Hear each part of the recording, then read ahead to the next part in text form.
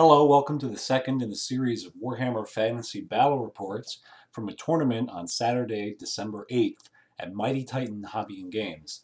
When I last left you, I had won Game 1 against the pirate-themed Empire Army. That paired me up with Ryan and his Chaos Demons Nurgle marked.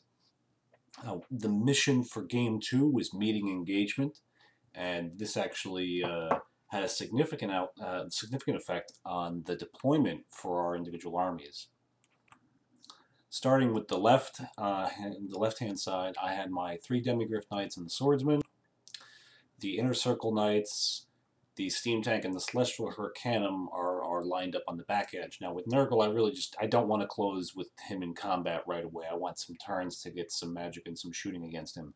And if you'll notice, my BSB and my General are kind of conspicuously not in the unit of Greatswords, right next to that Greatswords-shaped hole in my deployment. That's because the Witch Hunter and the Greatswords were kept in reserves as part of the rules for this mission. My 10 skirmishing archers were deployed further up the field in that forest. And here are the 4 spells that my Wizard Lord had. The Signature, the Enfeebling Foe, the Withering, and Pitted Shades. Pitted Shades especially is kind of a must-have when fighting an army that's Initiative 1 and Initiative 2 almost across the board. Here's what was kept in reserve, the Pistoliers, which kind of stinks because that means no Vanguard movement for me, and the Greatswords along with the Witch Hunter. My opponent deployed on the right-hand side opposite the Demigryph Knights and the Swordsman 3 Nurgling bases, which are actually, he's proxying them as Beasts of Nurgle, as he's still collecting this army. And then a Great Unclean One, who again is in the process of assembly. Then a unit of 25 Plague Bearers with 1 Herald of Nurgle. And now the core of my opponent's army is 2 25-man units of Plague Bearers, each with 2 Heralds. However, for this mission, he ended up rolling so that 1 block of 25 Plague Bearers and 3 Heralds total were kept in reserve. So those are in the back. They're not actually deployed back there. That's just the remainder of his army left to come on the table. He also has a Soul Grinder, which I believe has the Crushing Claw attack. I don't remember if Soul Grinders can take marks of Nurgle, but if it could, it did. So here's what was left in the reserve for my opponent. He has 1 wizard who is the Great Unclean One. The Great Unclean One is a level 2 wizard. He knows the toughness test that repeats until someone passes a toughness test. And he also knows the signature spell, which reduces your weapon skill, initiative, strength, toughness, and everything else to 1 for that round of combat. He has a Bale Sword, and the Noxious Vapors, I believe, is the demonic gift. In any event, every hit from this Great Unclean One wounds automatically and does D6 wounds. So he is like death incarnate to multi-wound creatures, especially like ogre armies and stuff. He just plows right through them. He removes always strikes first and gives every enemy model in base contact always strikes last. And he's a greater demon, so he has Thunder Stomp and toughness. I believe he's toughness 6 with 10 wounds. So he's a tough customer, and I'm not really too eager to get into close combat with him. I deployed my entire army first, which was part of the reason for my conservative deployment on the back edge. Also, missing the Greatswords from my battle line is a big problem. So I kind of held everything back except for the skirmishing archers, which are up there to get in the way should anything try to sneak onto my edge through the left flank. And so we go into the beginning of Empire turn 1. My opponent did not seize the initiative to go first. I declare a charge with the Demigryphs on the Beasts of Nurgle. This isn't exactly a perfect matchup. It's Beasts of Nurgle are not very dangerous to guys with a 1-up armor save, but they're tough. They have great many wounds, and the Great Unclean One's right there to mop up if I can't seal the deal. So I'm kind of hoping to get some beneficial magic into that combat. The Greatswords march onto the board. The Archlector and the BSB join them. Surprise, surprise, surprise. The rest of the battle line begins to move and turn towards the Nurgle forces that are closest to my army. The skirmishing archers basically remain the same. The Pistoliers move, as far as they can go. The Steam Tank, I generate 4 steam points, and then it moves on to the board. I believe 2 of them, and I'm going to use the remaining 2 points to fire a cannon at the Soul Grinder. In the magic phase, I get off Pit of Shades. It is, I don't think he had a Dispel Scroll, so it just went off. It scattered a little bit towards the rear of that block of Plague Bearers, but still managed to kill, 3/5 of them. So that's great. Now I only have like 11 Plague Bearers and a Herald to deal with in the first couple of rounds. And I managed to get off the Withering, reducing the toughness of the Beasts of Nurgle by 1. Not everything I really wanted, but he had enough Dispel dice so that I couldn't push through as much magic as really probably would have been necessary to tip this battle convincingly in my favor over here. And the Soul Grinder takes a couple wounds from the Cannonball, which bounces through it. In close combat, I didn't realize exactly how many wounds I would have to do for a total knockout on Beast of Nurgle. I do a couple wounds and his instability check. He has his general right there for demonic instabilities, so really it's not that bad. I kill 1 Beast of Nurgle, I put 3 wounds on another, and that's it. So yeah, bye-bye Demigryphs, you flank charge from a greater demon. So off to the top of Demons, turn 1. The Great Unclean One declares a charge on the Demigryphs, and the Soul Grinder declares a charge on the Steam Tank. Now, I wasn't really prepared for this, but the Soul Grinder's actually like Steam Tank Killer. He's got a cannon on his fist with the Crushing Claw upgrade that he can buy from it. Really hadn't ever seen this before. I've never played Demons, period, and I've specifically never seen a Soul Grinder outside of like maybe one game of 40K like 3 years ago. So, okay, that's an interesting thing. The Great Unclean One, of course, makes it into close combat. I think the charge was almost 100% guaranteed from his distance before. And surprise, surprise, he, obliterates the Demigryphs. I think they actually only take 1 or 2 casualties from his attacks in the Bale Sword. The beasts cause no wounds. They break, flee, and flee from the unit with the most models, I think is the rule. I remember somebody at the tournament told us what it was. So he fled. So the Demigryphs fled from the beasts. Both elected to pursue, and they were run down by one of them. I don't think it really matters which. And the Soul Grinder uses its Crushing Claw attack on the Steam Tank to do a couple wounds to it. In the back, you can see them. The 25 Plague Bearers, now with 3 Heralds of Nurgle, have walked onto the board. The other unit has walked back towards that ruined building. Pardon me. So here we go into the top of Empire turn 2. You can see that the Steam Tank took 6 wounds from the Crushing Claw attack from the Soul Grinder. So like, holy crap, that's not going to last at all. Now the advantage to fighting demons, of course, is even if you can't hurt them, if you can beat them in combat res, you can still force them to pop. So I commit everyone who it's even remotely feasible to get in there. The Inner Circle Knights and the Great Swords both charge the Soul Grinder. I think the Great Swords might have been the maybe they'll make it, maybe they won't, but they're in. The Hurricaneum's there to buff them. The Wizard's there as well. I'm feeling pretty confident about this battle. The Pistoliers race up to harass the other Plague Bearers, try to keep them from getting into the combat. They're like 11 inches away so that they can shoot and that they're a viable charge target, but that they're very likely to get away should he decide to charge them. And the Swordsman advance as well to continue to threaten the Plague Bearers and that Herald close to that building. I cast Pit of Shades on the unit on the Great Unclean One because once if I could eliminate him right away, and because I'm a big dumb idiot who can't remember to use the synergy in his own magic lore, I don't cast Melkoth's Mystifying Miasma to lower his initiative first. I just assumed Nurgle army, Nurgle guys have crappy initiative, and with the Demigryphs, it didn't really make a difference. But sure enough, he passes his initiative test even though it's on target. One of the Beasts of Nurgle fails, the other passes it. So the Beasts are still on the board with all those points, and the Great Unclean One shrugs off Pit of Shades. However, in the process of casting that Pit of Shades, I get an Irresistible Force.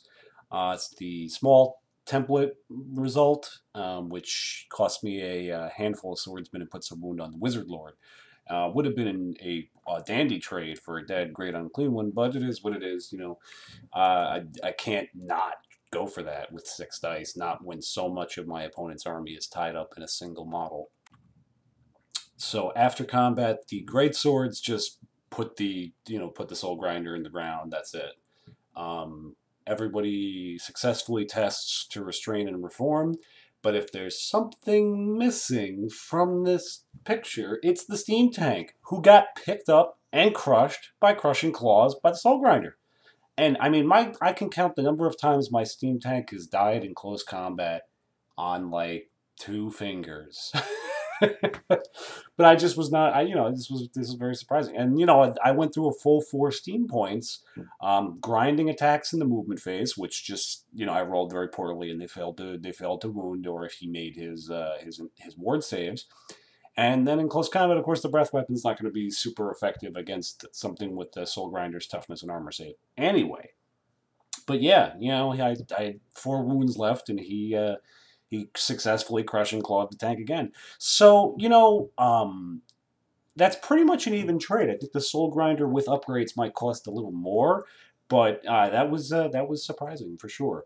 So anyway, the Inner Circle Knights and the Great Swords restrain and reform like so. And here you can see the board total at the end of Empire turn 2, going into Demons turn 2. The Plague Bearers declare a charge on the Pistoliers, who elect to flee. And the other unit of Plague Bearers declares a charge on the Great Swords, which did kind of strike me, took me a little bit by surprise. I don't think my opponent had at this juncture had a healthy respect for the danger of a horde of Great Swords with hatred and the Hurricanum buff, etc., etc. But he explained that his tactic was to hold them in place with the Plague Bearers, who are fairly resilient, especially with a Herald in there. They have regeneration, while the Great Unclean One takes the Swordsman down. And I can't say that I really argue with him, but honestly, this is a really favorable matchup for me. And here you can see the Great Unclean One reforms to face the Swordsman. And here we are post-combat with the Plague Bearers. The Plague Bearers do get to strike first. They do kill a handful of Great Swords. And if I remember correctly, wounds caused by poison attacks, or maybe this is only from the Herald, I don't remember. Any wounds that are caused by the poison, the special rule of poison attacks count additionally for combat res. But even so, 28 strength 5 attacks, hitting on 2s, re-rolling failed hits, and then all of the special characters, plus my Herald had declared, my Witch Hunter had declared that Herald to be his target of heresy and all that. This was just, this is a bloodbath. And when it's all said and done, the Herald is the only guy that's left. He's got the General within 12 inches, so his instability check is not too bad, and now I'm stuck in combat with just the Herald. It'll only be one more turn, but, I'm going into my turn without being able to move the Greatswords. So here we are going into Empire turn 3. The Swordsmen reform to face the Great Unclean One and play catch. The Great Swords are pinned. The Hurricanum is there to buff them. And it's also 6 inches away from the Swordsman. The Inner Circle Knights move up a little closer to that fence so they can threaten that unit of Plague Bearers. And the Pistoliers rally and move right back up so that they are about 11 inches away from the Plague Bearers. To play that song and dance again. So here's another shot just to show the positioning of the Pistoliers and all that. And post-combat with the Herald, the Witch Hunter actually killing blows him in a challenge, and that's that.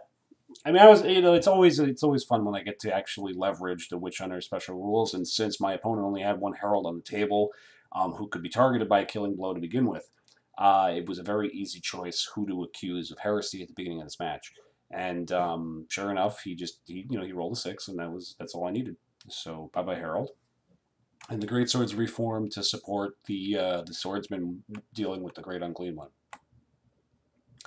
In the magic phase, I get off Melkoth's Mystifying Miasma on the Great Unclean One to lower his weapon skill. He's weapon skill 4, I believe, normally, so now he's weapon skill 2, so he'll be hitting me on 4s, and that'll help. You know, I think he's hitting me on 4s all the time because the swordsman are weapon skill 4s. But if I could get him down to like weapon skill 1, then he'd be hitting me on 5s, and that would be a huge reduction in the danger of that unit. But it is what it is. Beginning of Demon's turn, the Great Unclean One declares a charge, and it's successful.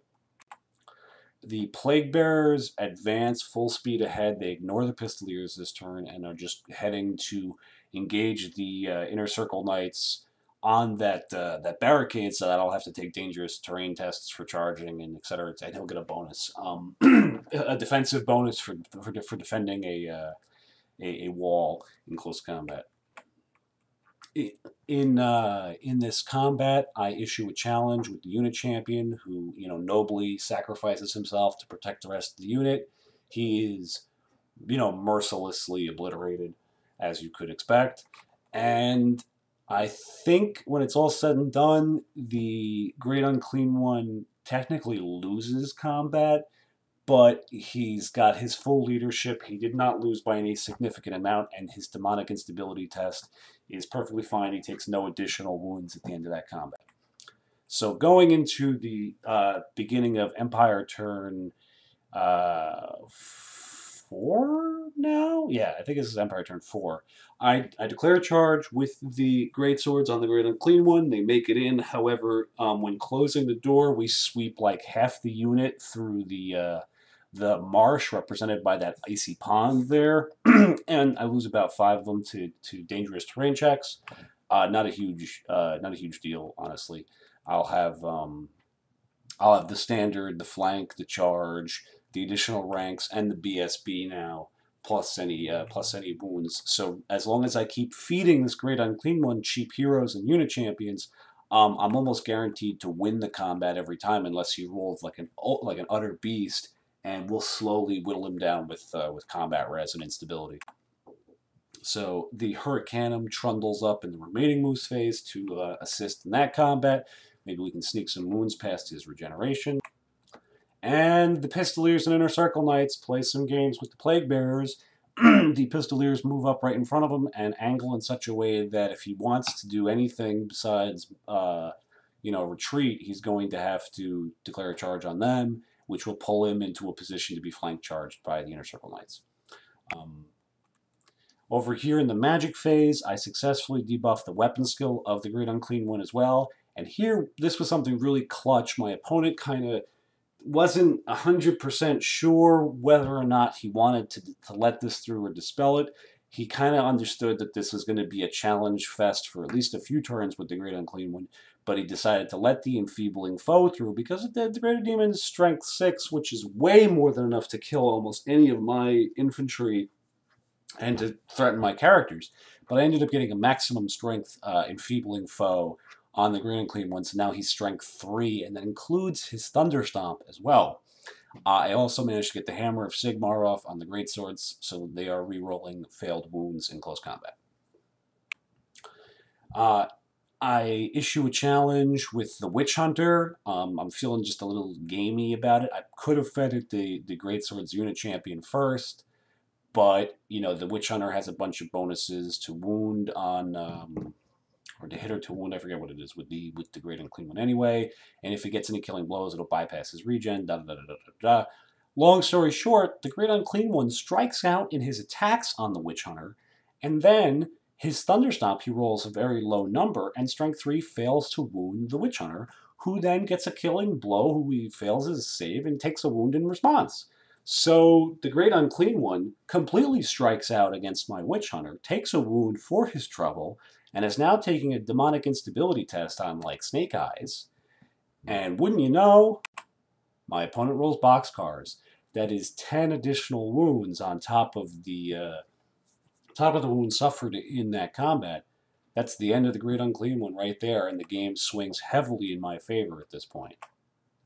So here we go. At the end of that,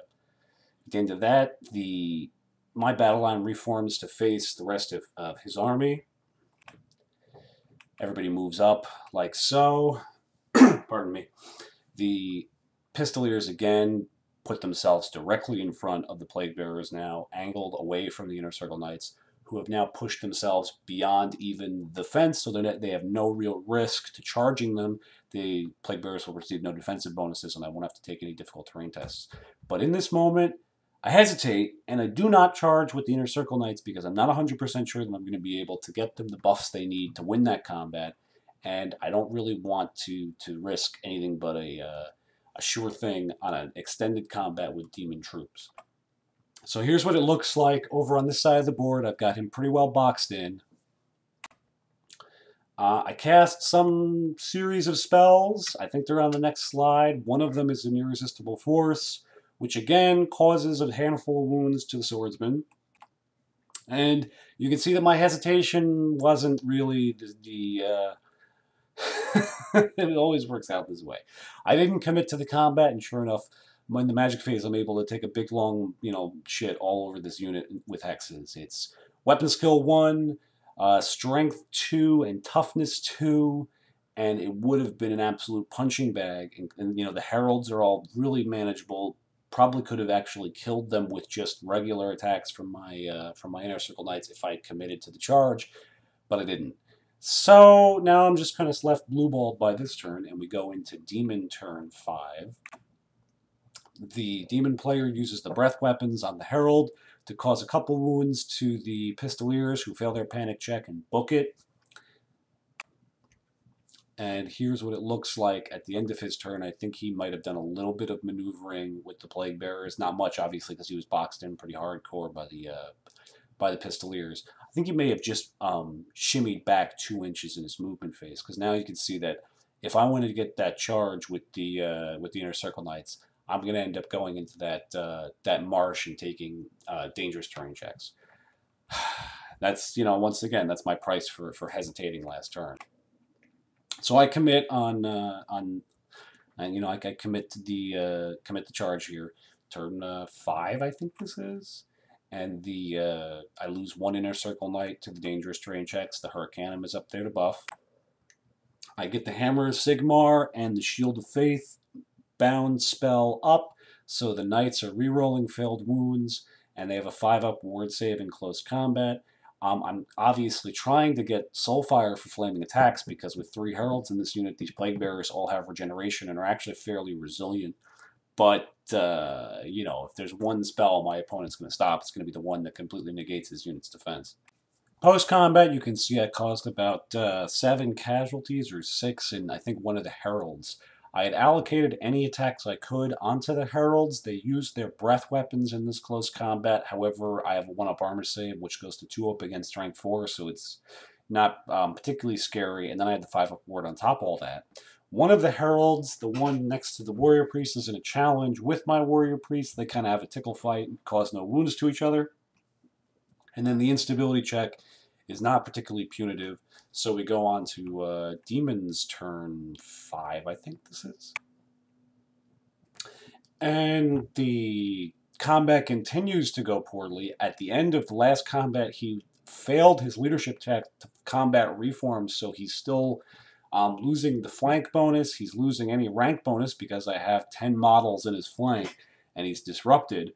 The challenge continues. He causes no wounds to the Warrior Priest. The Warrior Priest causes 1 wound to his Herald. Pardon me. And then several more are just killed by Knight attacks. He takes his instability check and rolls another pair of 6s. So that's going to rapidly accelerate the breakdown of this unit. And here you can see all he had left were the command models, 1 Herald, and the other Herald, which is in the challenge. I'm not 100% that this is how you're supposed to position these units. I don't think it really even matters. Technically, the unit is facing towards my Swordsman, which I charge in at the top of turn 6, or bottom of turn 6. I forget who went first. But anyway, it's turn 6. Game ends this turn anyway. I commit the Hurricanum for impact hits and to get the buff in there.